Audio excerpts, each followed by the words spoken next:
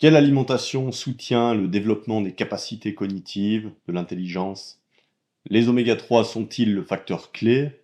Ou est-ce peut-être la viande? Ou peut-être les fruits? Ou éventuellement les épinards ou les brocolis?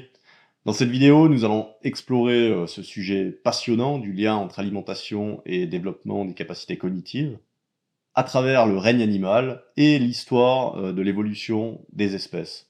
Et on va tenter de poser la base d'une diète qui soutienne les capacités cognitives qui sont particulières chez l'être humain. Bonjour à tous et merci pour votre écoute d'avance et voici rapidement le programme de la vidéo. On va tout d'abord rapidement parler de l'évolution, des multiples théories qu'il y a là derrière. Je pense que c'est un sujet qui mérite un survol rapide avant de se lancer dans cette vidéo.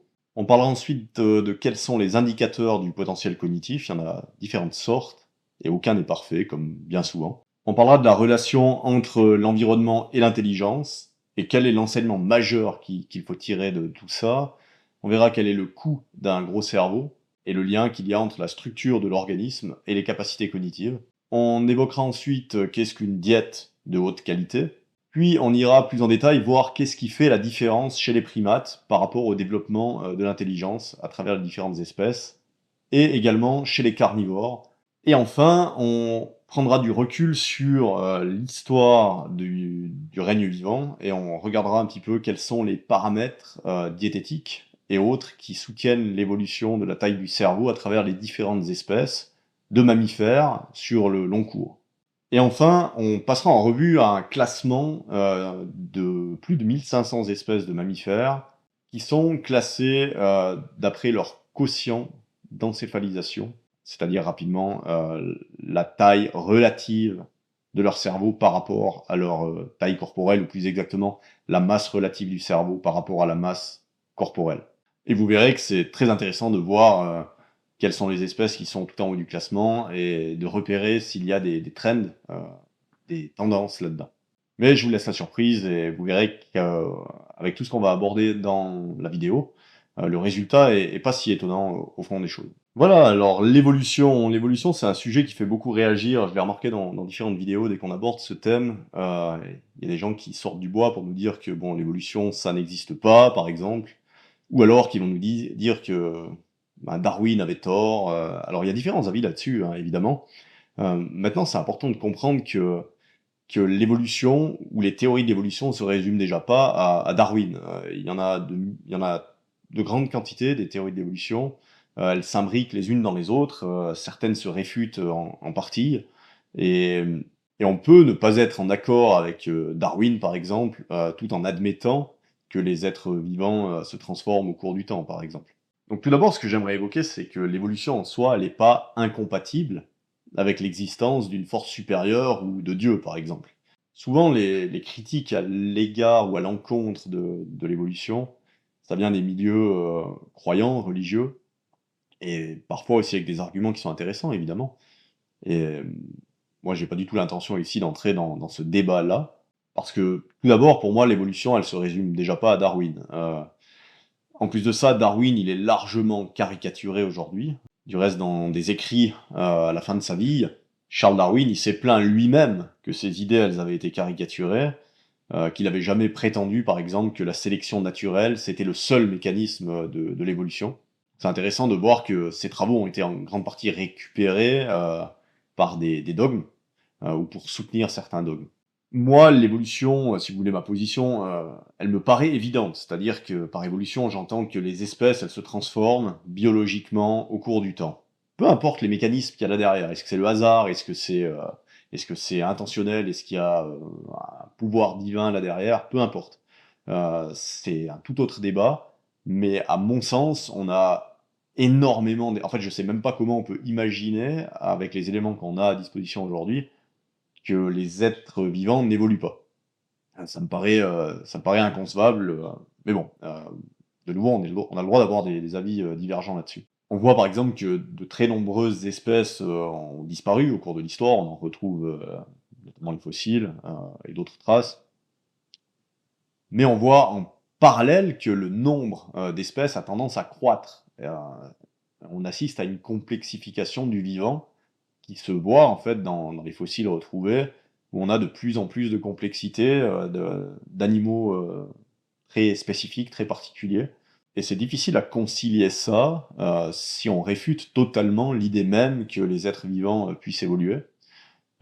Et pour moi, ce serait même presque triste, en fait, si le vivant n'avait pas la capacité de progresser, de changer. Donc les théories de l'évolution, elles ont commencé à voir le jour, alors probablement que c'était déjà avant, mais en tout cas de manière franche, avec Erasmus Darwin, qui était le grand-père du fameux Charles Darwin. Et lui, bon, a vécu de 1730 à 1802, et en gros, ce qu'il avait apporté comme idée, qui était plus du point de vue philosophique que de l'étude franche de tous les mécanismes, c'est que les espèces, elles se transforment au cours du temps. Donc lui, il a initié en fait l'idée même de l'évolution, de cette transformation des espèces au cours du temps, sans chercher forcément à en préciser les mécanismes. Quelques années plus tard, en parallèle, il y a un homme qui s'appelait Jean-Baptiste Lamarck, qui, lui, a amené l'idée selon laquelle les êtres vivants, ils s'adaptent à leur environnement et qu'ils transmettent des caractéristiques qu'ils ont acquises suite à cette adaptation à leur environnement. Pour lui, il y avait une sorte d'intelligence biologique qui guide l'adaptation des êtres vivants. Et ce que je viens de dire, ça va presque un peu loin par rapport à ce que disait Lamarck, mais c'est ce qu'on peut en retirer au fond des choses.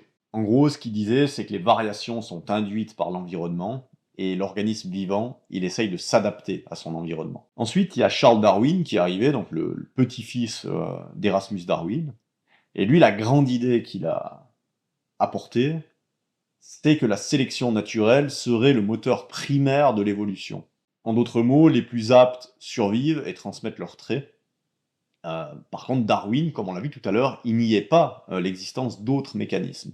Par contre, la récupération qui a été faite des écrits de Darwin ou des idées de Darwin ont été beaucoup plus loin et ont considéré que seule la sélection naturelle était le moteur de l'évolution.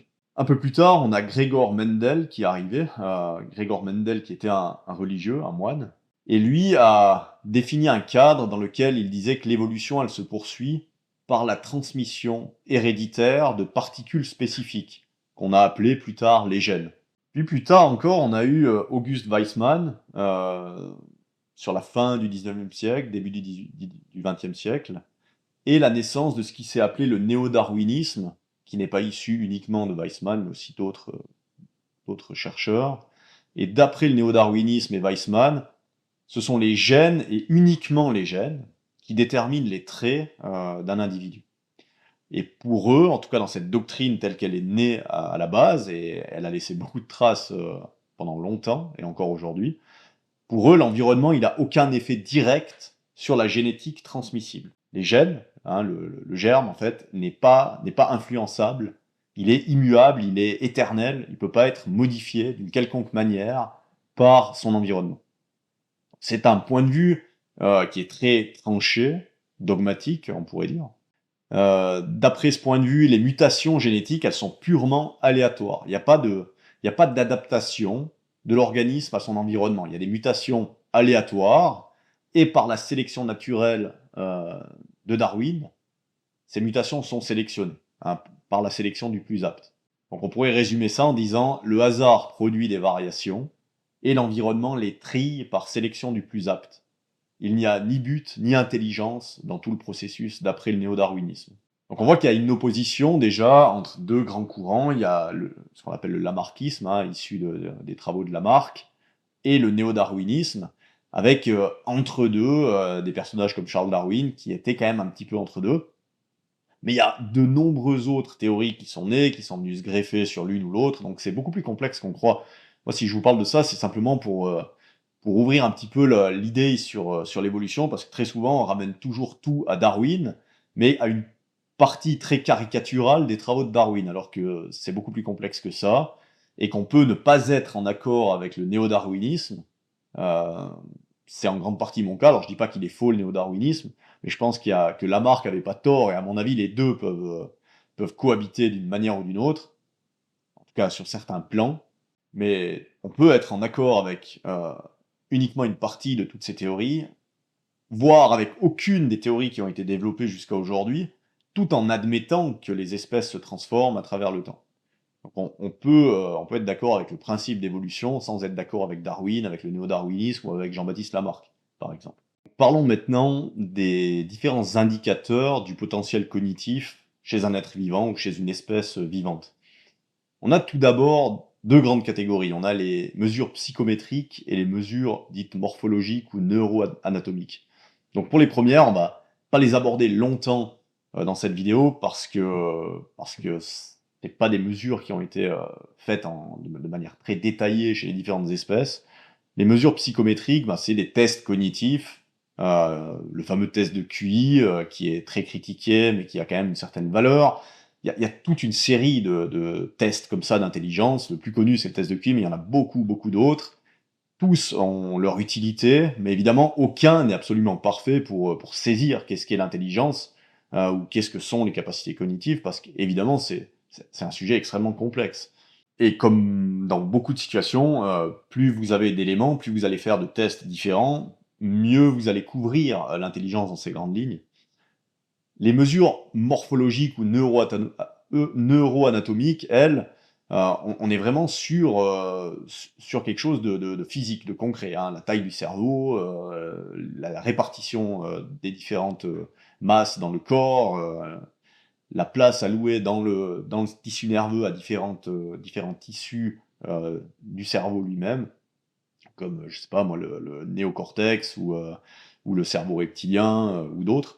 Donc, bon, la mesure la plus basique, c'est simplement la taille brute du cerveau, ou plutôt sa masse, le poids du cerveau d'un être vivant.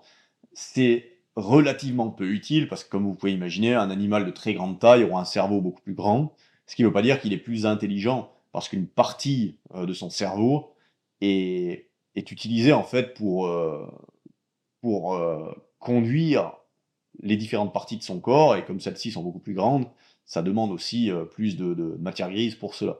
Ensuite, il y a une autre mesure qui permet d'aller un petit peu plus dans le détail, d'avoir quelque chose d'un peu plus pertinent. Elle s'appelle la BBM. C'est un ratio. Donc c'est la masse relative du cerveau par rapport à la masse du corps. Donc Brain Body Mass pour BBM. Ce BBM ratio, il ne tient pas compte du fait que les animaux plus gros, ils ont naturellement un cerveau plus grand de manière non linéaire, pour différentes raisons. Et qu'une grande partie de cette masse supplémentaire, elle n'est pas allouée aux capacités cognitives chez ces grands animaux. Le BBM ratio, il est utile quand vous comparez des animaux de la même taille, en gros. Là, il a une certaine pertinence. Si vous allez comparer une souris avec un éléphant, c'est beaucoup moins pertinent. Donc, pour aller plus dans le détail et avoir quelque chose d'encore plus pertinent, les chercheurs ont créé ce qu'ils appellent le quotient d'encéphalisation, qu'on va abrévier avec QE, à pas confondre avec le fameux QE, donc quotient émotionnel, qui peut être aussi testé en parallèle du quotient intellectuel. Donc quand on va parler de QE aujourd'hui, on va parler de ce quotient d'encéphalisation. Donc ça, c'est le fameux BBM dont on a parlé tout à l'heure, qui est observé chez un individu, mais par rapport au BBM qui est attendu pour cette taille d'individu. Donc, si un QE il est à 1, ça veut dire que l'individu en question, il a pile la taille de cerveau qui est attendue pour un individu de cette taille ou de ce poids. Là où c'est intéressant, c'est que ça permet de comparer ce qu'on pourrait appeler l'excès ou le déficit de cerveau par rapport à la masse corporelle. Donc ça corrige l'effet de la taille ou de la masse. C'est plus précis pour estimer l'encéphalisation relative et puis la complexité cognitive potentielle, surtout entre des espèces de taille qui sont très différentes. Alors bien sûr, ce QE, il est déjà beaucoup plus pertinent, mais il n'est pas absolument parfait. Il est critiqué, il ne couvre pas parfaitement certains détails qui peuvent influencer sur les capacités cognitives. Donc on a tout plein d'autres facteurs qui permettent d'affiner tout ça. On a par exemple ce que les scientifiques appellent les neurones supplémentaires. On a la répartition de la masse du cerveau dans ses différentes parties, comme le cortex cérébral. Et on a la girification, donc les plis que le cerveau peut faire, ce qui augmente visiblement aussi la capacité cognitive. Bref, On voit qu'il n'y a rien qui est absolument parfait pour estimer le potentiel cognitif. On n'a pas de précision dans les détails, par contre, on peut avoir une image générale grâce à tous ces marqueurs, et en particulier grâce au QE, qui donne une image générale, c'est-à-dire que si un animal a un QE de 0,5 et qu'un autre, comme l'Homo sapiens, a un QE qui est à plus de 6 par exemple, on est à peu près certain que le deuxième est beaucoup plus intelligent ou a des capacités cognitives largement supérieures au premier. Maintenant, entre un QE de 2,2 et 2,3, il faut prendre ça avec des pincettes parce qu'il y a d'autres facteurs qui pourraient atténuer la différence, voire inverser la vapeur. Donc maintenant, abordons le sujet de la relation entre l'environnement ou l'écologie et les capacités cognitives d'un individu ou d'une espèce vivante. Donc par environnement, j'entends tous les aspects comme la diète, la socialité, le climat, etc. Tout d'abord, un point ressort en fait de l'ensemble de la recherche, c'est que peu importe quels sont les mécanismes sous-jacents sur lesquels il y a un débat, l'environnement, on est sûr qu'il impacte les capacités cognitives d'un individu et aussi de l'espèce, mais aussi son évolution à travers le temps et les générations. Ça, c'est ce qui ressort de la recherche. Mais on va dire qu'en tout cas, la première partie, c'est-à-dire que l'environnement impacte les capacités cognitives d'un individu ou de l'espèce, c'est quelque chose qui n'est pas débattu, même chez ceux, en général, qui iraient jusqu'à nier le principe d'évolution. Donc on se retrouve avec deux cas de figure possibles. Soit l'environnement, il module la forme, c'est-à-dire le physique, hein, la taille du cerveau, l'allocation de l'énergie et des ressources à différentes parties du corps, à différentes parties du cerveau. Donc on est dans une démarche où on accepte le principe de l'évolution. Dans ce cas, un environnement meilleur, et ça inclut l'aspect diète, un environnement meilleur, il favorise le développement de meilleures capacités cognitives. Le deuxième cas de figure, si on nie le principe d'évolution, donc on dit que si on nie le principe d'évolution, la forme, elle est fixe. Hein, une espèce ne va jamais évoluer, elle aura tout le temps les mêmes capacités initiales, ou on va dire les mêmes possibilités initiales au fil des générations. Dans ce cas, une espèce qui est dotée de capacités cognitives supérieures, qui sont coûteuses, eh bien, une telle espèce, elle va dépendre d'un environnement qui lui permet de soutenir ses capacités cognitives supérieures, qui sont coûteuses. Si l'environnement n'arrive pas à fournir assez de ressources et d'énergie, un individu ou une espèce de ce type-là va subir la maladie ou la dégénérescence. Donc dans les deux cas, on peut avoir un enseignement similaire, un enseignement primaire, qui est le suivant. Rechercher un environnement favorable, c'est important pour les capacités cognitives. Donc tout ça, ça nous amène sur un point très important, qui est le suivant, c'est qu'un cerveau, ça a un coût. Et plus un cerveau est gros, plus les capacités cognitives sont importantes, plus ce coût est élevé. Par coût, j'entends les ressources qui sont nécessaires pour le faire fonctionner, que ce soit des ressources énergétiques ou micronutritionnelles. Un autre point important à considérer quand on parle de ça, c'est que les ressources, elles ne sont pas illimitées. Que ce soit l'énergie ou les nutriments dont le corps dispose, c'est jamais totalement illimité. Donc l'allocation de ressources, elle va se faire au profit d'un tissu, mais au détriment d'autres tissus. Si vous allouez énormément d'énergie, par exemple, à un appareil digestif très complexe, c'est de l'énergie et des ressources que vous n'avez pas potentiellement pour la locomotion, c'est-à-dire pour avoir des gros muscles qui permettent de sprinter très très vite, ou pour un cerveau qui a des capacités cognitives très développées. Ce que la recherche montre, c'est qu'on a quelques tissus chez les mammifères qui sont particulièrement coûteux. Et ils sont coûteux tant en valeur absolue par rapport à la taille de l'organe, mais aussi en grammes de tissu. Le tissu le plus coûteux par gramme de tissu parmi les gros organes, c'est le cerveau, ou le système nerveux de manière générale. On a aussi le système digestif, qui est un tissu dit coûteux, on a le foie, et on a les muscles squelettiques avec la particularité d'être coûteux principalement lorsqu'ils sont en travail intense. À côté de ça, on a d'autres tissus qui sont plus ou moins coûteux, mais qui sont difficilement sacrifiables, on va dire.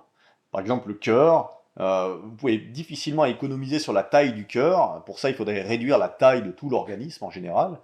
La peau, typiquement, c'est difficile d'aller aussi économiser sur l'énergie et les ressources qui sont allouées à la peau. L'appareil reproductif, c'est la même chose. C'est difficile En fait, une espèce doit pouvoir se reproduire.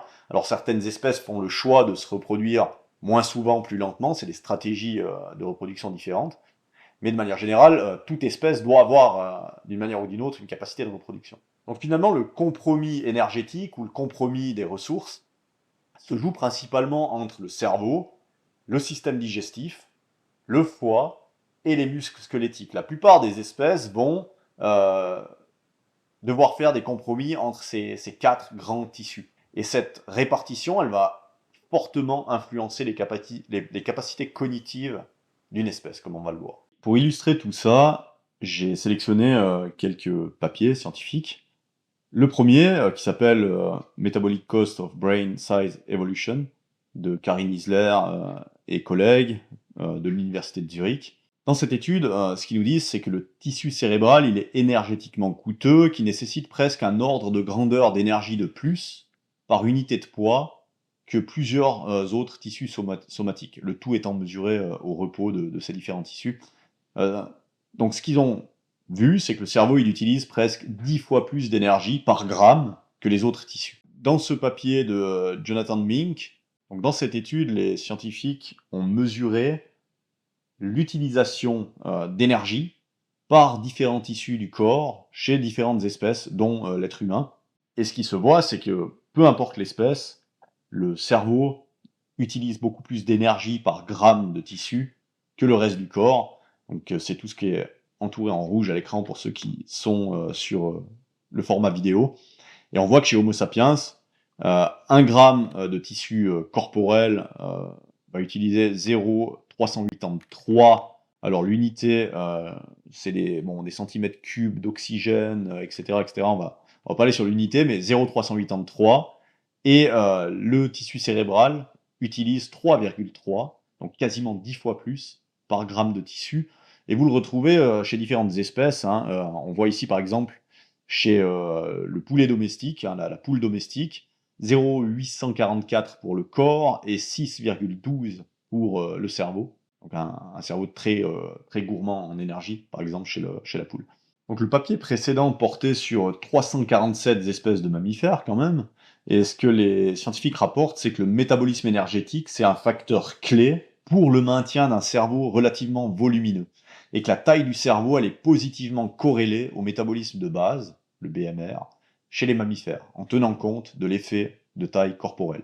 Donc qu'est-ce que ça veut dire de manière un peu plus simple? Ça veut dire que ce que ces scientifiques voient, c'est que plus une espèce a un gros cerveau par rapport à la masse de son corps, hein, donc un BBM ratio ou un quotient d'encéphalisation élevé, plus son métabolisme énergétique doit être élevé pour soutenir ce cerveau. Ils expliquent aussi dans ce papier que c'est pas le seul critère qui permet le maintien de capacités cognitives supérieures, mais que c'est un des critères parmi d'autres. Je vous ai fait ce schéma qui représente un petit peu ce qu'on a discuté tout à l'heure, où on voit en fait que les ressources, énergie, micronutriments, etc., peuvent être allouées aux différents tissus du corps. Et là, j'ai repris en fait les différents tissus coûteux qui sont entre guillemets en concurrence. C'est pas de la concurrence totale, mais tout de même.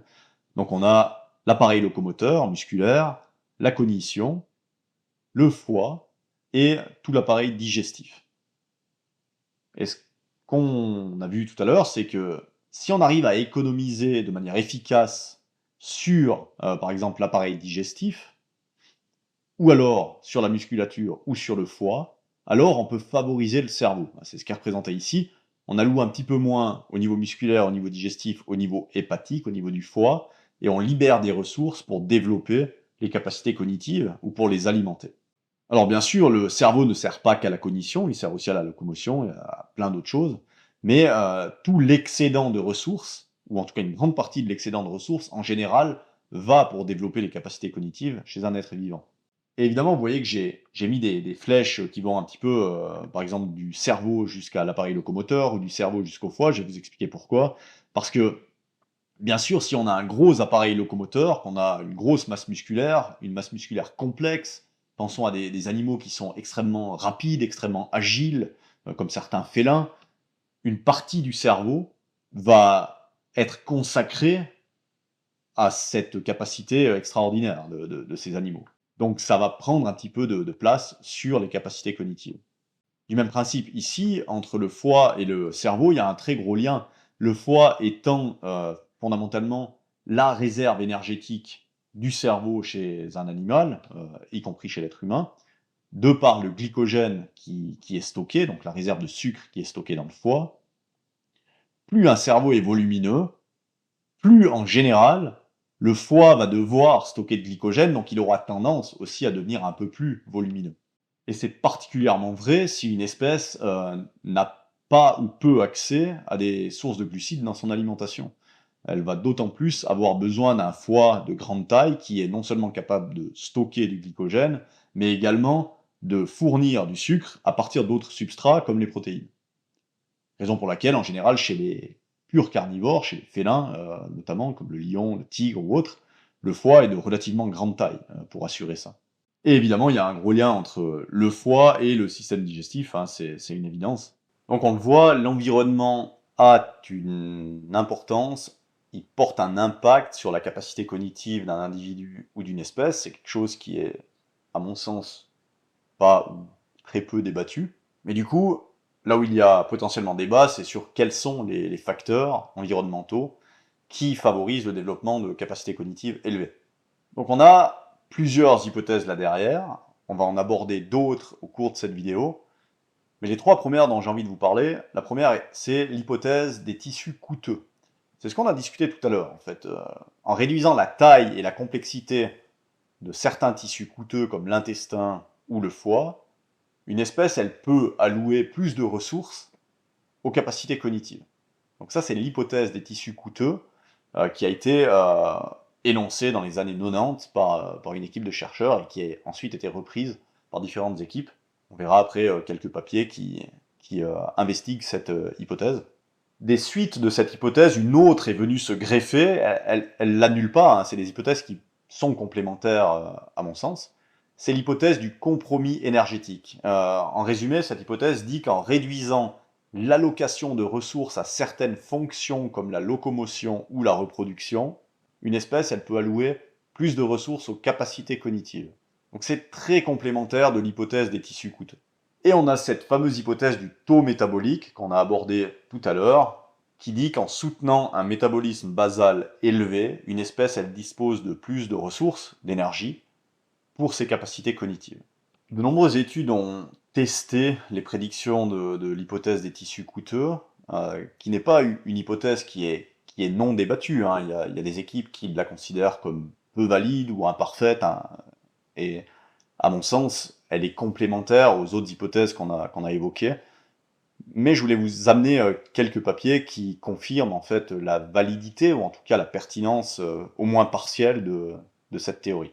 Donc, dans cette première étude de 2023 par Jennifer Fish et Charles Lockwood, les scientifiques nous disent « Nous avons testé les prédictions de l'hypothèse des tissus coûteux à la fois à travers une méthode phylogénétique et non phylogénétique chez les primates.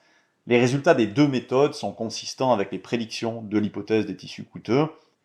Dans l'ensemble, les résultats indiquent une amélioration de la qualité de la diète en permettant une réduction de la masse du système digestif est un des mécanismes impliqués dans l'accroissement de l'encéphalisation. » Donc un papier qui vient confirmer que l'hypothèse des tissus coûteux joue un rôle, même si ce n'est pas forcément le rôle unique, mais que ça joue un rôle dans le développement des capacités cognitives des différentes espèces. Dans une autre étude de Huang et collègues, les chercheurs mentionnent cela, la qualité de la diète affecte la taille du cerveau, les altérations dans la qualité de la diète ont été prouvées comme capables d'affecter la taille du cerveau. Par exemple, il est probable qu'une diète consistant de plus de viande peut résulter en une augmentation de la taille du cerveau, avec une réduction correspondante de la taille de l'intestin. En permettant l'existence d'un relativement petit intestin, une diète de haute qualité peut contribuer à l'encéphalisation et à diminuer les coûts métaboliques de l'intestin, ce qui permet à plus d'énergie d'être utilisable pour alimenter un cerveau plus grand. On a d'autres études qui ont abordé tout ça, je vous en ai mis deux au fond de la page. Celle-ci où on a été analyser tous ces paramètres chez différentes espèces de poissons, l'autre aussi, mais c'est sur des poissons du lac Tanganyika, et qui toutes confirment en fait que l'hypothèse des tissus coûteux euh, a au moins une validité partielle, c'est-à-dire que c'est au moins un des facteurs contribuant à l'encéphalisation. Alors tout ça nous amène sur le grand sujet de la diète de haute qualité. Qu'est-ce que c'est une diète de haute qualité? Et là, évidemment, certains vont argumenter que ça va dépendre des espèces, parce qu'évidemment, si vous essayez de nourrir en ce moment un ruminant comme une vache avec de la viande, ça va pas être adapté. Et si vous essayez de nourrir un tigre avec des choux kale, il va avoir quelques problèmes aussi. Donc là, on prend beaucoup de recul sur l'histoire, sur l'évolution, et par diète de haute qualité, on entend qu'est-ce qui permet petit à petit, au fil de l'évolution, d'allouer plus d'énergie au développement des capacités cognitives, ce qui nécessite une transformation de l'espèce petit à petit. Avec en idée sous-jacente que la qualité de la diète est cruciale pour le maintien et le développement de capacités cognitives supérieures, comme on l'a vu et comme on le verra plus tard en parlant des primates ou des carnivores.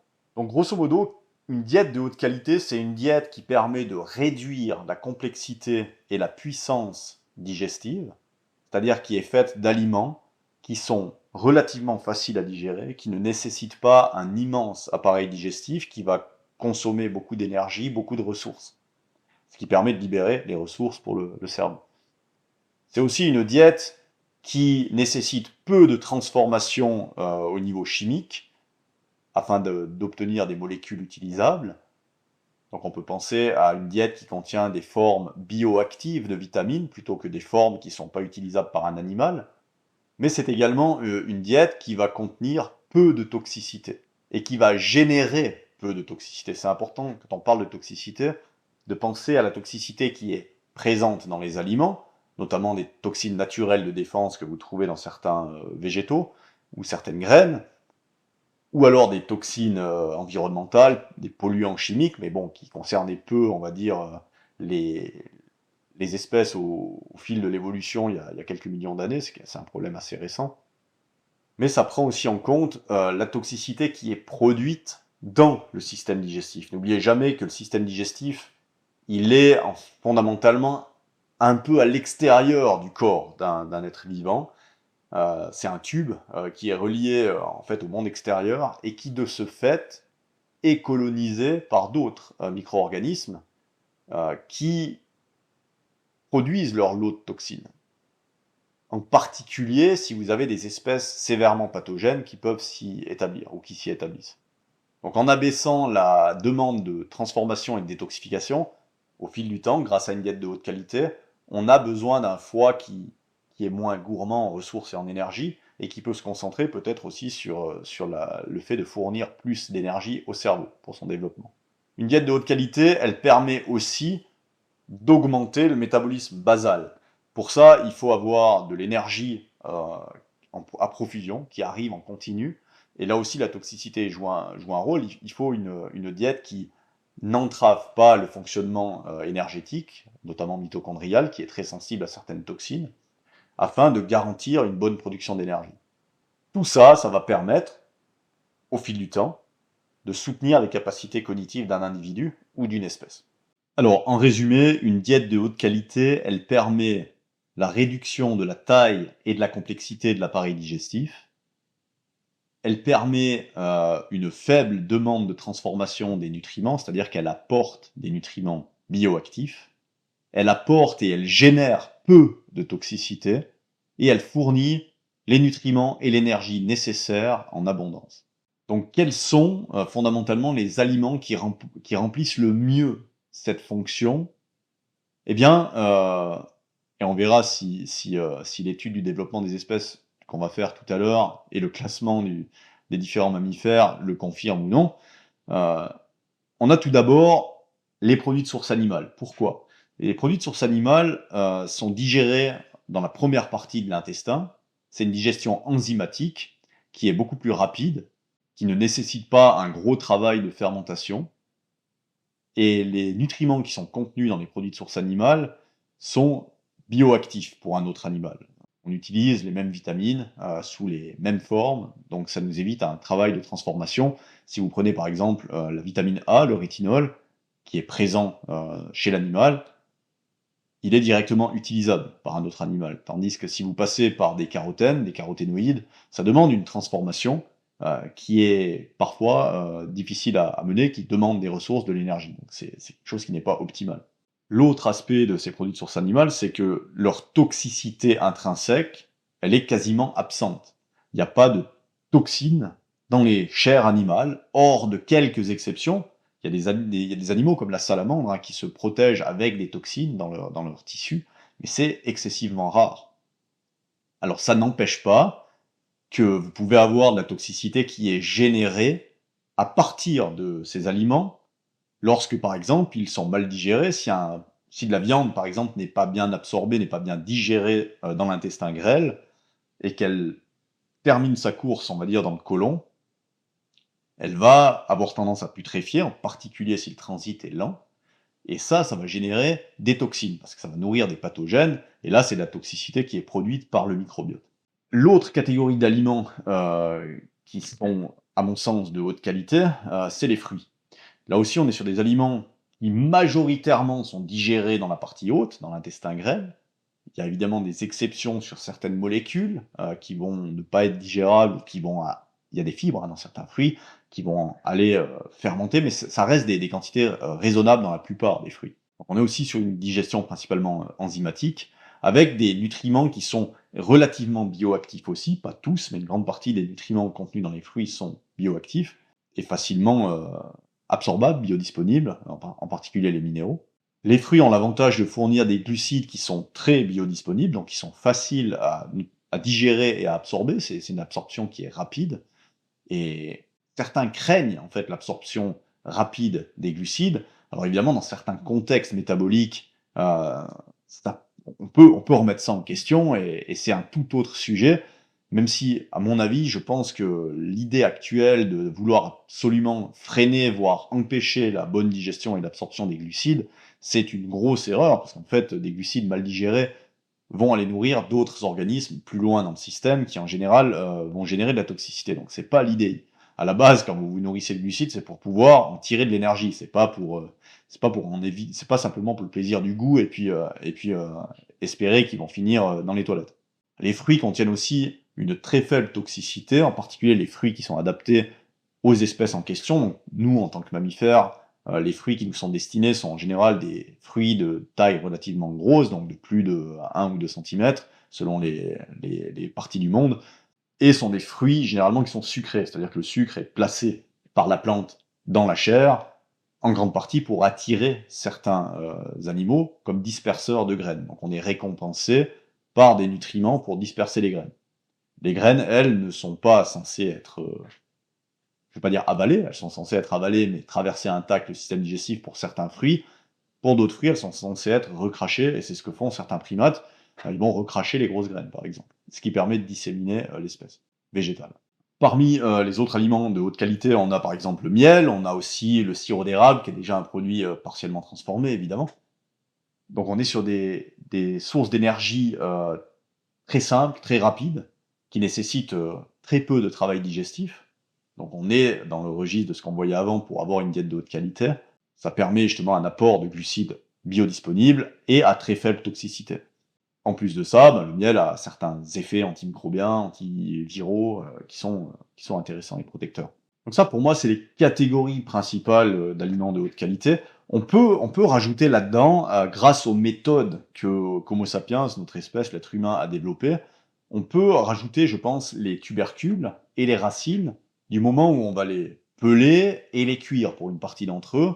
Il y a certaines racines qui sont préférables crues, pour une autre raison, c'est pas le thème de la vidéo aujourd'hui, mais certains tubercules, comme la pomme de terre par exemple, lorsqu'elle est bien cuite et pelée, vous avez accès à une source d'énergie très concentrée, mais également à une grande source de nutriments, notamment du potassium, différentes vitamines. Ensuite, il y a tout l'aspect des autres féculents, tout ce qui est graines ou autres, on peut se poser la question. Alors c'est des sources en fait d'énergie et de nutriments qui sont concentrés, c'est vrai, mais qui sont fortement protégés par la plante, par des toxines défensives, des antinutriments qui nous empêchent de bien digérer et qui vont perturber la digestion d'autres aliments. Donc on est déjà sur des aliments un petit peu intermédiaires. On peut en améliorer la qualité, c'est ce que fait l'être humain, en utilisant différentes méthodes, déjà en les lavant, en les préparant, en les décortiquant, en les trempant et en les fermentant, évidemment. Et le fait de les cuire améliore aussi fortement, notamment la digestibilité, mais aussi vient détruire une partie des toxines. C'est très différent entre un grain de blé, par exemple, que vous allez croquer tel quel depuis la plante crue. Vous avez quelque chose qui est très très peu digeste. C'est un aliment de très faible qualité qui nécessite un appareil digestif particulier pour être vraiment utilisable de cette manière, hein. Il y a des animaux qui sont spécialisés là-dedans, qui ont un quotient d'encéphalisation du reste beaucoup plus faible que le nôtre.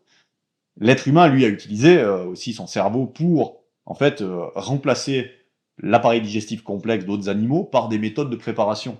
Et quand vous le faites, vous arrivez sur des aliments qui sont de meilleure qualité.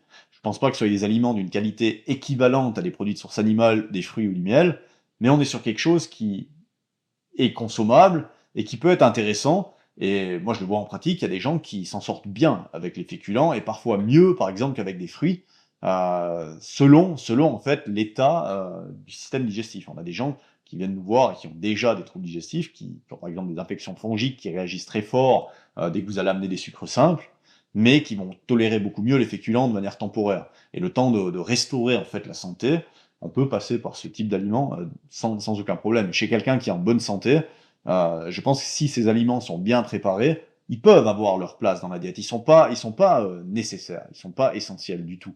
Par contre, ils font partie de nos traditions, et il y a des gens qui ont du plaisir à les manger. Et ça compte aussi d'avoir du plaisir dans la vie. Et puis ensuite, vous avez tout l'aspect épices et aromatique. Alors, c'était de la médecine pour moi, c'est du médicinal. Et les animaux, du reste, vont utiliser eux aussi. Même les carnivores vont aller grignoter de temps en temps quelques herbes ou quelques brins de plantes spécifiques. Et on se rend compte qu'ils le font probablement pour se protéger d'infections parasitaires ou autres. Ou pour se déparasiter lorsqu'ils sont atteints. Et l'être humain le fait de manière pareille, et notre cerveau nous pousse aussi à le faire, c'est-à-dire que c'est agréable d'épicer, d'aromatiser avec des herbes aromatiques un plat.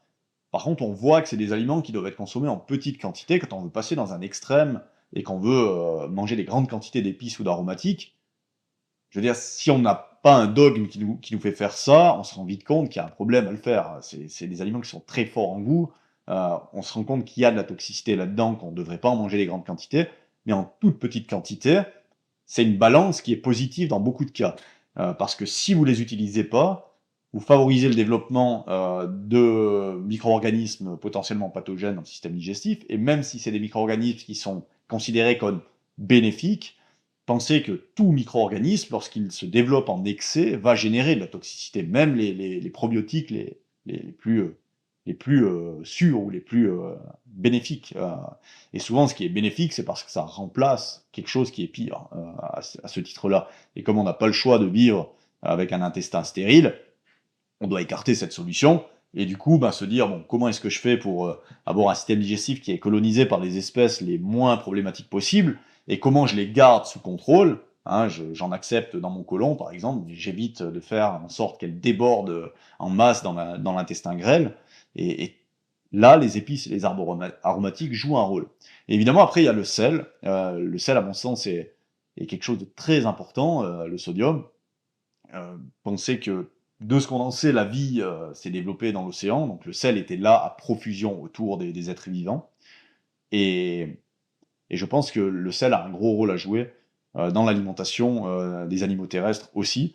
Alors évidemment, on peut en faire des excès, c'est une autre question, mais je pense que la guerre qui a été faite au sel il y a quelques décennies était potentiellement exagérée, qu'elle a potentiellement aussi mené à certains problèmes pour des individus. Alors évidemment, il y a des problèmes spécifiques qui font qu'on doit parfois réguler ses apports en sel, hein. C'est pas la question du tout de cette vidéo, mais je pense qu'il ne faut pas basculer dans un extrême comme certains font et éviter totalement de sel. En général, on génère d'autres problématiques derrière. Si vous n'avez pas assez de sel dans votre alimentation, vous allez avoir une compensation avec certaines hormones comme l'aldostérone, qui sont des hormones fondamentalement d'adaptation au stress, mais qui ont des effets pro-inflammatoires, de rigidification du système cardiovasculaire, donc c'est pas idéal. Et ce qu'on pourrait rajouter, pendant qu'on est sur le principe d'une diète de haute qualité, en pensant là de nouveau à l'espèce humaine, la cuisson, elle est souvent préférable, pas toujours. La cuisson, elle va favoriser en fait ou faciliter le travail digestif de l'être humain. Évidemment, on va perdre aussi certains nutriments, donc c'est une question c'est une question de balance. Il y a des aliments dont on bénéficie la consommation crue, à mon sens. C'est le cas de nombreux produits de source animale du moment où on est protégé contre l'aspect parasitaire, typiquement. Et pour de nombreux végétaux, on y gagne en général à bien les cuire. Mais on a des exceptions. Typiquement, dans mon contexte, dans mon approche, un aliment comme la carotte, on va l'utiliser cru. Enfin, c'est pas un aliment qu'on utilise pour l'apport nutritionnel, mais plus pour les effets antimicrobiens et d'accélération du transit. Le fait de préparer les aliments en éliminant les parties qui sont non comestibles ou peu comestibles, c'est évidemment quelque chose qui permet d'augmenter la qualité de la diète. L'être humain a des mains et des doigts agiles, et on peut se permettre en fait de faire ce tri. Là où d'autres espèces qui ont des sabots au bout des pattes sont obligées en fait de manger quasiment l'entièreté de l'aliment sans pouvoir en éliminer, en rejeter les parties les moins bénéfiques ou les plus problématiques. Et évidemment, il y a, à titre individuel, un besoin d'individualiser quand on cherche à avoir une diète de haute qualité. C'est-à-dire qu'on n'a pas tous la même tolérance, ça dépend où on en est aujourd'hui, et on n'a pas tous les mêmes besoins non plus.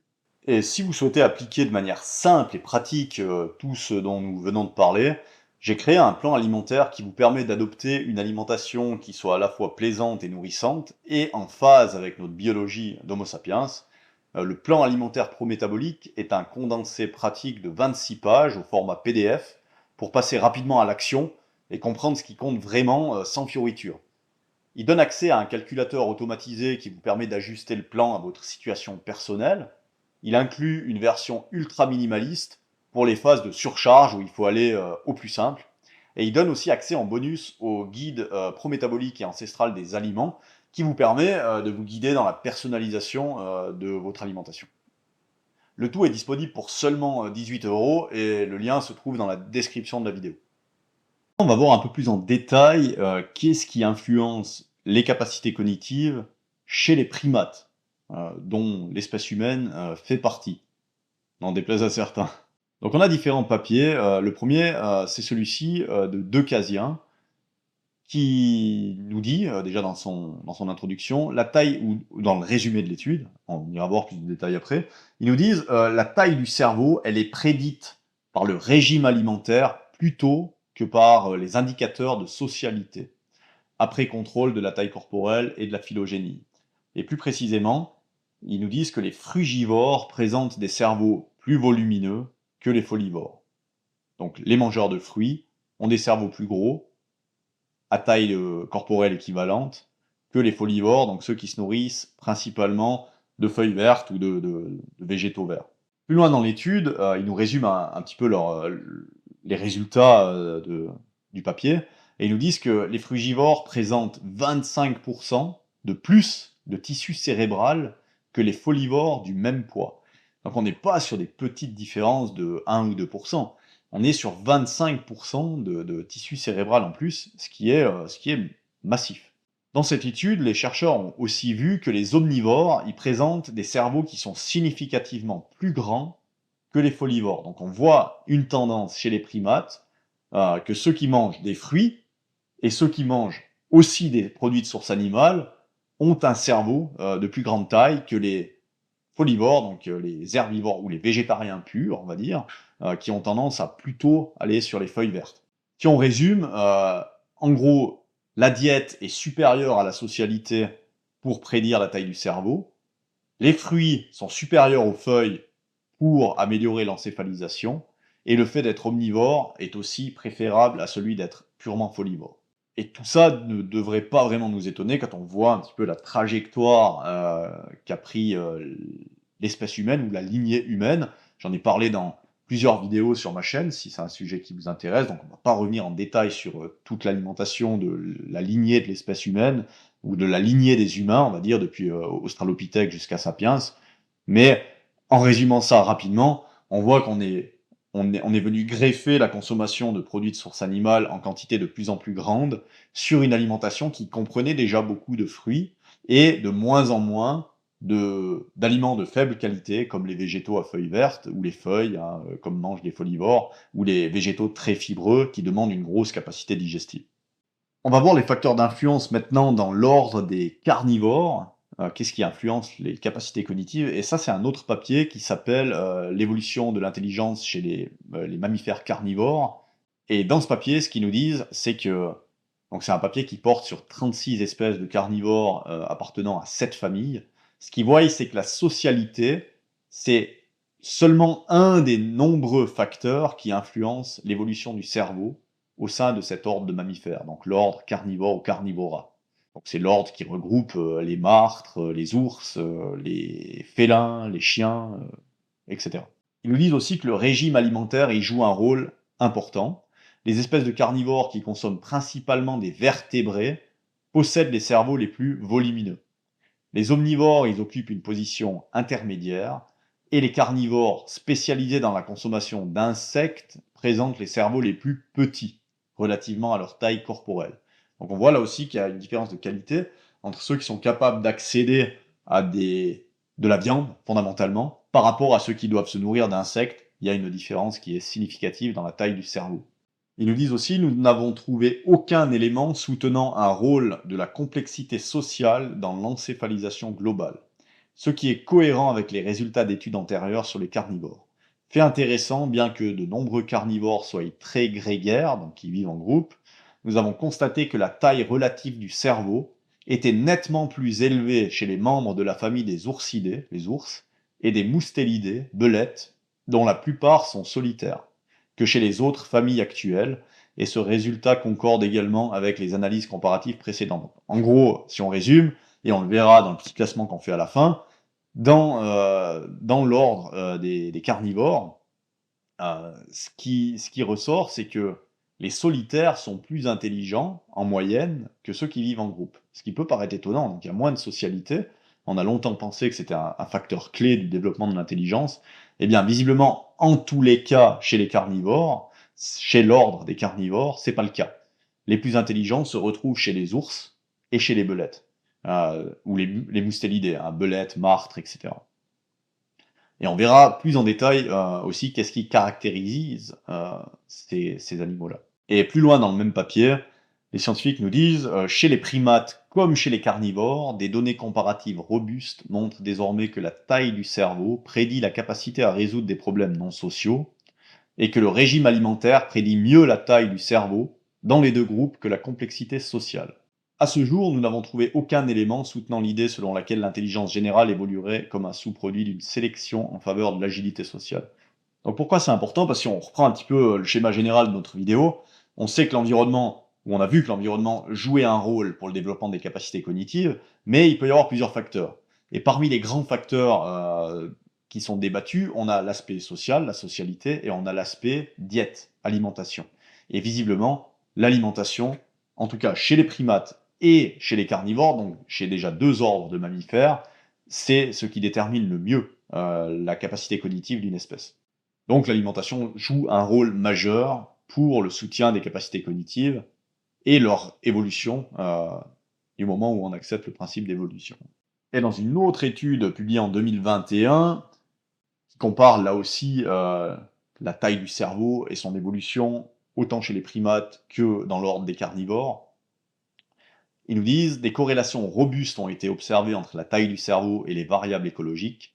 Les plus marquantes concernaient le régime alimentaire, des catégories alimentaires ou l'étendue du régime apparaissant dans tous les modèles les mieux ajustés, tant pour les données relatives au cerveau entier que pour celles concernant des régions cérébrales spécifiques.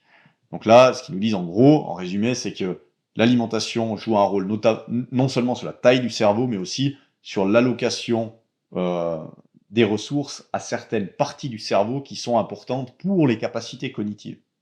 Ces résultats sont similaires à ceux d'études antérieures, dont certaines qu'on a vues juste avant, qui ont mis en évidence des associations plus fortes et plus cohérentes avec des variables écologiques qu'avec celles liées à l'environnement social. De même, un soutien a été trouvé en faveur de l'omnivorie ainsi que de la frugivorie comme corrélat de la taille du cerveau. Donc là aussi, de nouveau, chez les primates, on voit que l'omnivorie et la frugivorie, donc le fait de manger des produits de source animale en partie dans sa diète, mais aussi des fruits, c'est corrélé avec un cerveau de plus grande taille.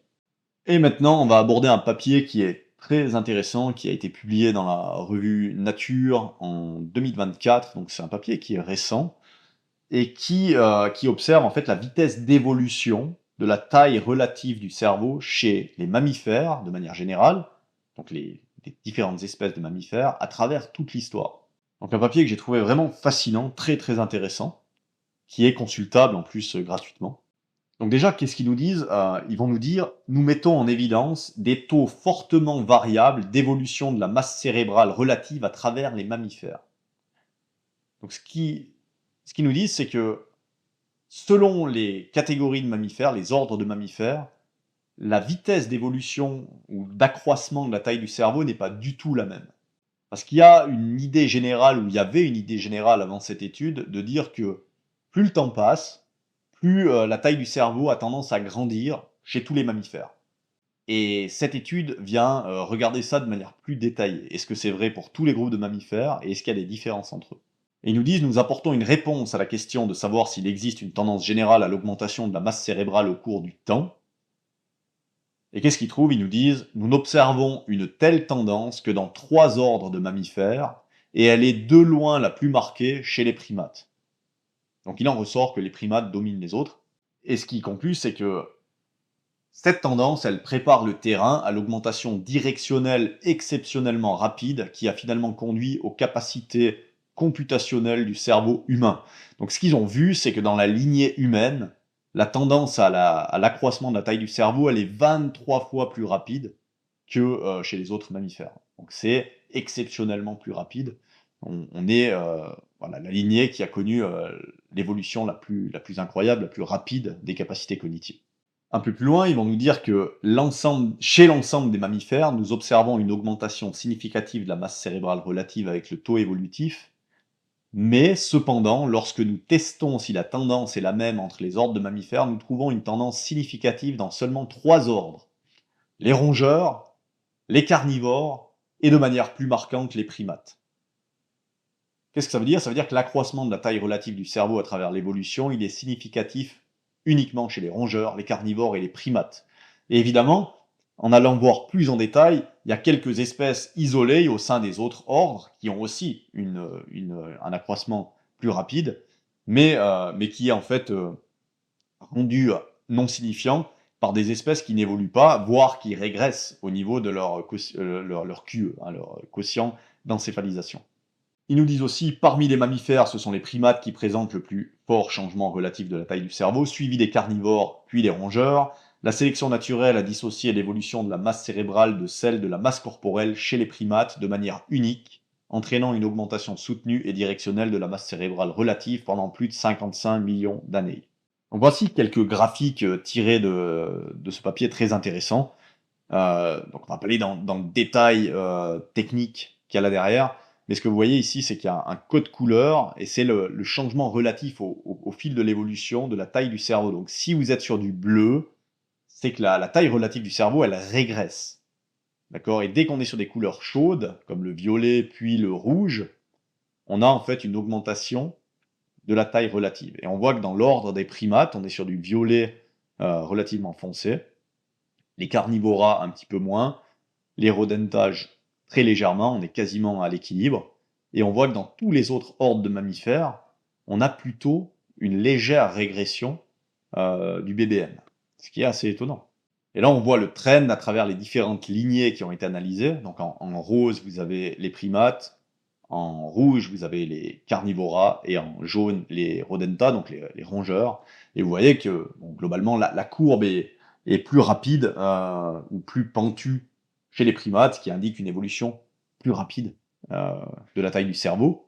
On voit que les carnivoras suivent d'assez près, et on voit que chez les rongeurs, c'est quand même nettement moins marqué, mais ça évolue quand même dans la bonne direction. Et finalement, le dernier graphe que vous avez là vous montre la proportion d'espèces qui ont un accroissement de leur encéphalisation à travers l'histoire. par ordre de mammifères. Donc en fait, plus vous êtes éloigné en haut à gauche de la ligne centrale, plus vous avez une forte proportion d'espèces qui évoluent rapidement au niveau de l'encéphalisation. Et on voit que les primates sont largement devant, avec les carnivores derrière, et on a les rodenta, donc les rongeurs, qui sont un petit peu plus en retrait. Et on voit que tous les autres sont à peu près à l'équilibre, hein, avec des ordres de mammifères qui progressent très légèrement en moyenne, et de nombreux ordres de mammifères qui, eux, ont plutôt une tendance à la régression. Ça ne veut pas dire que leur cerveau, fondamentalement, rétrécit, mais ça peut être que la taille ou la masse corporelle, elle augmente, tandis que la masse du cerveau n'augmente pas. Alors ça veut pas dire qu'ils deviennent plus bêtes, parce que potentiellement, bah, le cerveau est de plus en plus complexe, de meilleure qualité, il y a plus de gérification, etc., etc. Mais c'est quand même une tendance générale qui est intéressante à observer, à mon sens. Bon, en résumé, ce qu'on voit, c'est qu'on a les primates qui sont en pole position, suivis des carnivores et des rongeurs un peu plus loin derrière. Évidemment, ça nous indique pas tout, parce que là, on parle d'ordre de mammifères, et tous les carnivores, tous les animaux qu'il y a dans l'ordre des carnivores ne sont pas des carnivores purs, il y a beaucoup d'omnivores dans cet ordre-là, et vous verrez qu'il y a même des animaux qui sont quasiment végétariens, hein. Il y a des purs végétariens dans l'ordre des carnivores, comme le panda géant, par exemple. Et à l'opposé, ben, chez les primates, vous avez certains singes qui sont essentiellement végétaliens, et certains singes qui consomment des quantités plus importantes de produits de source animale. Et vous avez Homo sapiens voilà, qui consomme ce qu'il consomme, et tout le monde n'est pas d'accord en fait sur ce qu'il a consommé à travers l'histoire. J'ai abordé ça de long en large dans différentes vidéos que vous pouvez consulter si ça vous intéresse. Donc maintenant, quels sont les facteurs clés dans tout ça?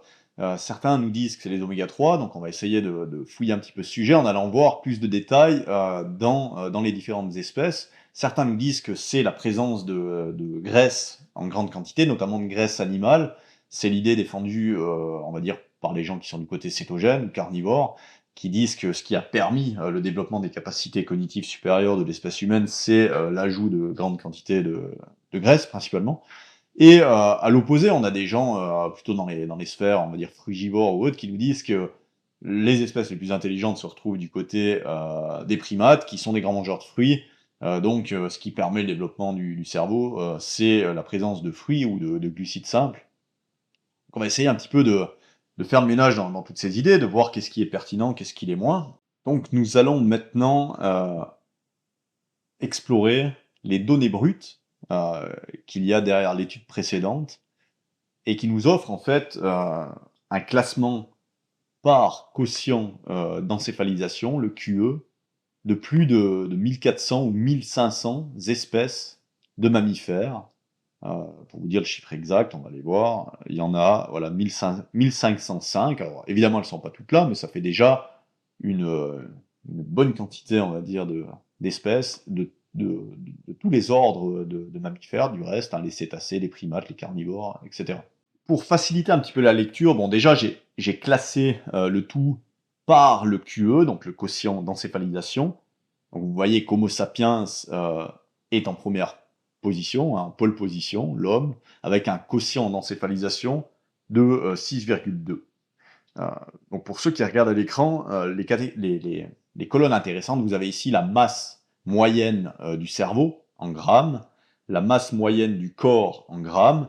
Évidemment, ils ont pris différentes données avec des animaux femelles, mâles, probablement à différentes saisons. On reviendra sur certains détails après. Et j'ai volontairement aussi coloré de différentes manières les différents ordres de mammifères pour qu'on y voie plus clair. Donc en vert, vous avez tous les primates. En bleu, vous avez tous les cétacés. Et vous avez en rouge les membres de l'ordre des carnivora, hein, des carnivores, par exemple les ours. Vous avez l'ordre des Afrotheria, où il y a par exemple l'éléphant, en brun. Et puis en jaune, on a les Artiodactyla, qui contiennent de nombreux ruminants, par exemple. Et puis vous avez les rongeurs Rodentia en gris. Donc tout d'abord, qui est au sommet de ce classement?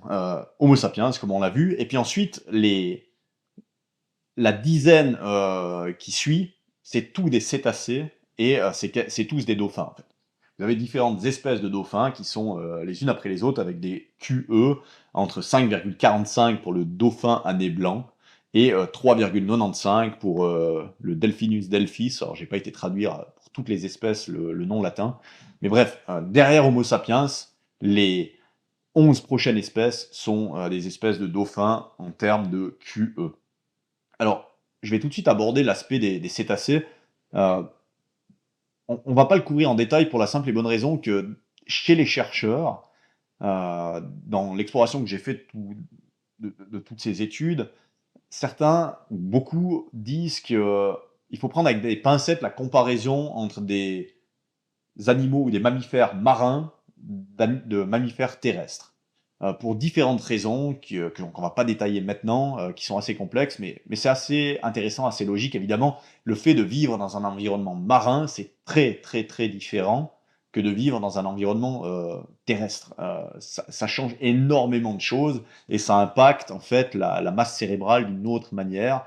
Vous vous déplacez aussi évidemment différemment dans l'eau que sur Terre. Bref, comme vous pouvez le comprendre, comparer le QE d'un poisson ou d'un cétacé avec un animal terrestre, c'est pas totalement juste, on va dire, ou pas totalement précis.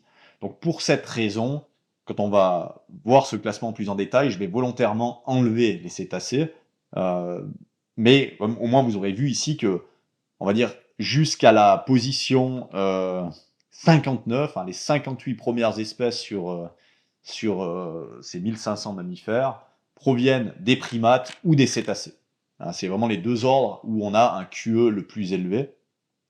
Mais on va enlever les cétacés qui nous intéressent un petit peu moins parce qu'ils vivent dans un environnement qui est radicalement différent du nôtre. Voilà, donc j'ai enlevé les cétacés et on va continuer. Donc, si on enlève les cétacés, eh bien, on voit que jusqu'à la position 58, on n'a que des primates.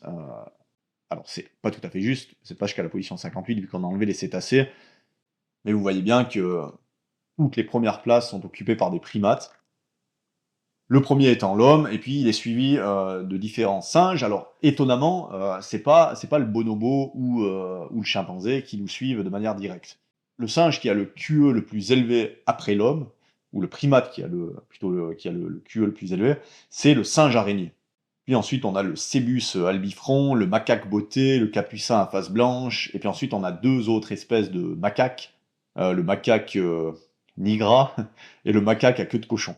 Et en fait, pour trouver les fameux bonobos, on doit descendre jusqu'à la position 72, et on voit que le bonobo, il a un QE de 2,27, donc quand même largement en dessous d'Homo sapiens.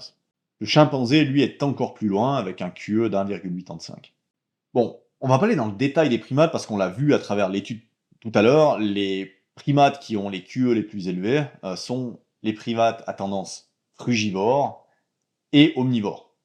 Donc vous retrouvez dans le haut du tableau, si vous allez regarder le détail par espèce, on va pas le faire maintenant, je me suis amusé à le faire pour la plupart d'entre eux, vous avez des grands mangeurs de fruits et des omnivores. La plupart des macaques sont des singes qui chassent d'autres petits singes ou certains vont aller manger des crabes, par exemple, quand ils sont au bord des océans. Donc ils essayent d'intégrer des produits de source animale assez fréquemment. Et vous voyez en fait que pour rechercher les grands mangeurs de feuilles, comme par exemple le gorille, on doit descendre très très bas. Le gorille, il est ici, avec un QE de 1,48, à la 192e place par exemple. Mais ce qui est intéressant dans ce classement, c'est d'aller voir en fait dans les autres ordres de mammifères, lesquels sont en fait en pole position dans leur ordre. Pourquoi c'est intéressant de regarder par ordre?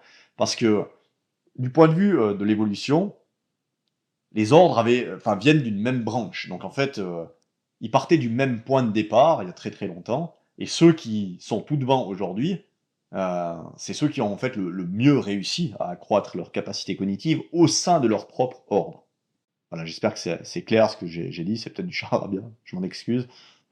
Donc le premier non-primate et non-cétacé de ces 1500 espèces, c'est un carnivore, on va dire, il fait partie de l'ordre des carnivores, c'est un ours qui s'appelle l'ours malais. Alors, l'ours malais, c'est très intéressant, hein, vous le voyez ici à l'écran. L'ours malais, il a un deuxième nom.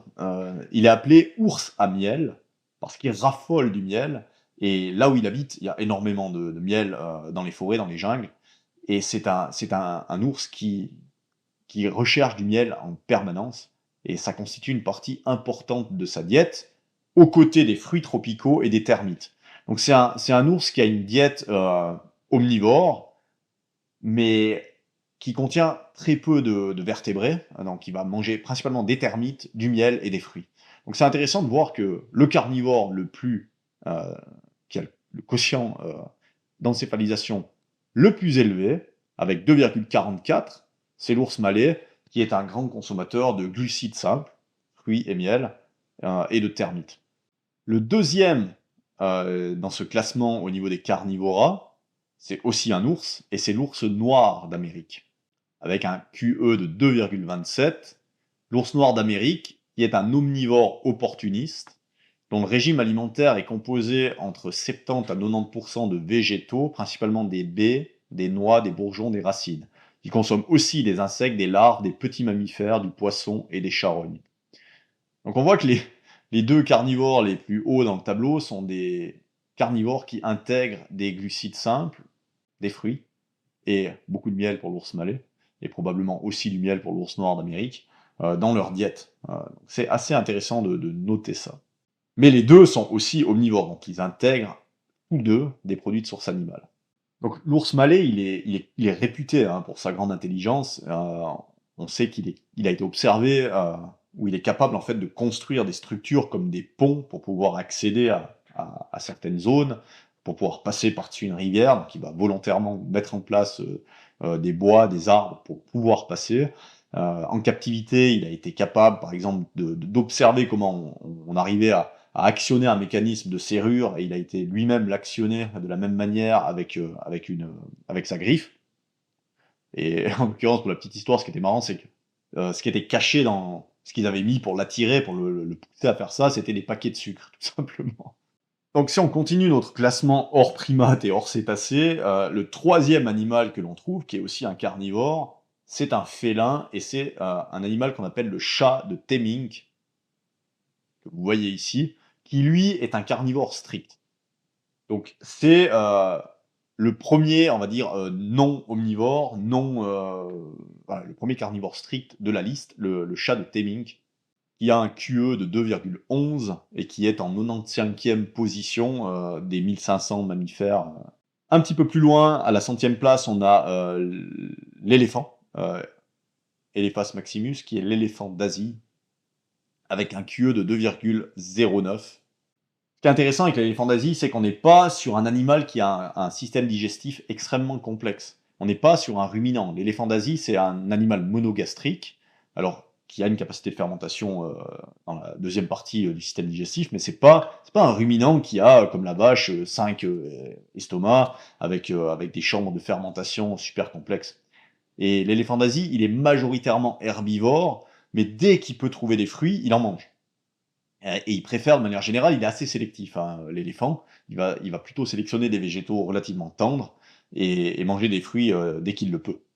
Et puis, juste un peu plus loin, à la 109e place, on a notre quatrième carnivore du classement, cinquième non primate, non cétacé du classement, qui est la martre à tête grise, de l'ordre des carnivores, qui là aussi est un omnivore opportuniste. Son régime alimentaire est dit très varié, il se compose de petits mammifères, donc la martre va chasser des rongeurs ou des volailles, des oiseaux. Elle va aussi manger des insectes, mais elle va aussi manger des fruits et du miel. Très intéressant à voir qu'on est sur un animal qui, à nouveau, intègre des glucides simples et du miel. Tout comme ce fameux ours à miel qui est largement devant dans le classement chez les carnivores. Donc un QE de 1,98 pour la martre à tête grise. Intéressant ensuite, on a le premier Artiodactyla, qui est un cervidé, c'est le daguet rouge, avec un QE de 1,97. Ça peut être étonnant en fait de se dire, tiens, on a un ruminant qui est relativement haut dans le classement, à la 113e place. Le daguet rouge, c'est ce petit ruminant qui est un herbivore sélectif, frugivore, principalement solitaire. Donc on est de nouveau sur un animal qui n'a pas développé son intelligence par la socialité, mais qui a la particularité parmi les cervidiés d'être particulièrement frugivore. Donc on a une tendance qui commence à se dessiner. dans le haut du classement. Son alimentation, elle se compose de fruits, de graines, de feuilles, de bourgeons et de champignons aussi. Donc on voit qu'avec avec l'éléphant, c'est les deux premiers animaux qui sont pas, on va dire, omnivores, donc qui n'ont pas de produits de source animale dans leur diète, ou quasiment pas. On pourra toujours argumenter que, bien sûr, un éléphant, quand il mange des grosses brasseilles de feuilles, de tiges ou autres, il va manger un petit peu d'insectes ou de vers qui traînent par là. Mais bon, sur les 100 et quelques premières places, on n'a que 2 animaux qui ne sont pas omnivores ou purement carnivores, mais on avait aussi qu'un seul pur carnivore qui était le chat de Temminck. Juste un peu plus loin, à la 117e place, on a le renard gris insulaire de l'ordre des carnivores. Et là, on est aussi sur un omnivore qui se nourrit principalement de fruits, des baies de manzanita, toyon, des figues de mer, qui se nourrit aussi d'insectes comme des grillons et des sauterelles, et des petits mammifères comme la souris sylvestre, d'oiseaux, d'œufs, de lézards et de crabes. Donc on est vraiment sur un omnivore qui là aussi mange beaucoup de fruits. Et juste après, on a à la 119e place, avec un QE de 1,94, la souris de Temminck, qui est le premier rongeur de la liste. C'est un omnivore opportuniste à tendance granivore, donc il mange principalement des graines de millet, environ 60% de sa diète, mais aussi des insectes, des termites et des baies. De nouveau, l'omnivorisme, en pole position chez les rongeurs, avec un animal qui se nourrit de baies, d'insectes et de graines de millet. Donc là, on passe par-dessus le chimpanzé dont on a discuté tout à l'heure. Et puis on arrive, bon, on a l'otarie des Galapagos, donc pour moi, on est plus quasiment sur du cétacé, finalement. C'est pas un cétacé, évidemment, mais on est sur un animal marin, donc on va pas en parler longtemps. Et puis on a le deuxième pur carnivore du classement, à la 134e place, avec un QE de 1,8, qui est ce qu'on appelle le jaguarundi, qui est cet animal, un carnivore opportuniste, mais qui complète occasionnellement sa diète avec des fruits. Donc on est sur un quasiment pur carnivore, mais qui intègre quand même de temps en temps des fruits dans son alimentation, parce qu'il vit dans des zones tropicales, et on en trouve en abondance. Un petit peu plus loin, on a un autre animal de l'ordre des carnivores qui s'appelle le bassari d'Amérique centrale, qui est ce petit animal qui se nourrit principalement de fruits, d'invertébrés, de petits vertébrés tels que des rongeurs, des reptiles et des amphibiens. Là aussi, des fruits et des produits de source animale. Et puis, juste après, vous avez le fameux blaireau d'Amérique avec un QE d'1,69 à la 146e place, qui est un omnivore, lui aussi, qui mange environ à 80% des vers de terre et des larves, mais aussi des petits vertébrés, des champignons, des fruits, des bulbes, des racines et des tubercules. Donc vous voyez qu'il y a quand même une tendance assez nette dans toute la première partie du tableau. Là, on est déjà à la page, on est déjà à la 145e position, 146e avec le blaireau d'Amérique. Et on a quasi essentiellement des omnivores déjà, hein, principalement des animaux qui intègrent des glucides simples dans leur diète, que ce soit des fruits ou du miel, mais aussi une très grande partie d'omnivores, donc des animaux qui intègrent des produits de source animale. Il y avait quasiment pas de purs herbivores, je crois 2, de mémoire, et il y a eu aussi que un seul pur carnivore, on peut compter 2 avec le jaguarundi, mais qui intègre quand même un petit peu de fruits de temps en temps. On va passer plus rapidement en revue la suite. On voit qu'il y a le renard roux. Alors on est de nouveau sur un omnivore avec le renard qui intègre aussi des fruits, des animaux, etc. avec un QE d'1,67. Plus loin, vous trouvez l'éléphant d'Afrique avec un QE d'1,62 à la position 162. Vous avez ensuite une musaraigne taupe d'Amérique, le daim, qui est un brouteur qui mange aussi des fruits et des champignons. Donc on est sur le deuxième ruminant du tableau à la, à la place 165. Mais qui n'est pas un herbivore pur, donc c'est un brouteur qui mange beaucoup d'herbes, mais aussi des fruits et des champignons. Juste après, on a de nouveau un animal marin, l'otarie de Californie. À la position 178, on a le kinkajou de l'ordre des carnivores, qui est un mammifère arboricole, qui est principalement frugivore, donc qui va manger jusqu'à 90 à 95%, 90 à 95% de fruits, et qui consomme aussi du miel. Juste après, on a ce qu'on appelle le cerf aboyeur, qui est le troisième ruminant du tableau, qui est un brouteur, mais qui mange aussi des fruits. Et ensuite, on a un autre pur carnivore, cette fois, qui est le chat à pied noir, avec un QE d'1,53, Et ensuite, on commence à trouver des animaux qu'on connaît peut-être un peu mieux, comme le lynx roux, hein, le lynx américain, qu'on appelle bobcat, qui est un pur carnivore, avec un QE d'1,53. On retrouve une martre chez les carnivores, le coyote, qui est un omnivore, et c'est uniquement là qu'on tombe sur le gorille à la position 192, qui est un quasi pur végétalien, mais qui intègre quand même un tout petit peu de produits de source animale. On tombe sur un autre cervidé, ou bovidé plutôt, qui s'appelle le céphalophe zébré. Je connaissais pas cet animal avant d'aller voir, qui lui est un mangeur de fruits et d'herbes. Ensuite, on a le phoque à 1,43 de QE, puis le fennec à 1,43, on est à la position 209. Et il faut aller beaucoup plus loin dans le tableau pour trouver par exemple le lion, hein, il y en a qui aiment beaucoup la lion diet, hein, donc le lion, il a un QE d'1,08, donc il est vraiment, il est très proche du 1, c'est-à-dire qu'il est très proche de ce qu'on attend par rapport à sa taille. C'est pas un animal qui a une grosse capacité cognitive par rapport à sa taille, il est vraiment dans la moyenne, on va dire. Il a la position 352, le lion. Voilà, la dernière chose que j'ai envie de faire, c'est de regarder plus en détail une famille particulière qui est intéressante, c'est la famille des ours ou des oursidés. Donc c'est une famille qui fait partie de l'ordre des carnivores, qui contient le carnivore le mieux doté au niveau cognitif, qui est l'ours malais, on a vu, un grand mangeur de miel. C'est une catégorie intéressante parce qu'elle intègre, bah, des grands mangeurs d'oméga 3 comme, le fameux ours polaire, mais aussi, le grizzly, ou l'ours brun. Elle contient aussi, des animaux qui sont 100 végétariens comme le panda géant. Elle contient également un mangeur, de fourmis, un animal qui mange quasiment que des fourmis qu'on appelle l'ours lipu. Donc si on prend le classement des ours de cette étude, on en a 8, avec l'ours malais en pole position avec un QE de 2,44, l'ours noir d'Amérique dont on a parlé avec un QE de 2,27, puis on a ensuite l'ours noir d'Asie avec un QE d'1,27, donc 1,27, on tombe déjà beaucoup plus bas.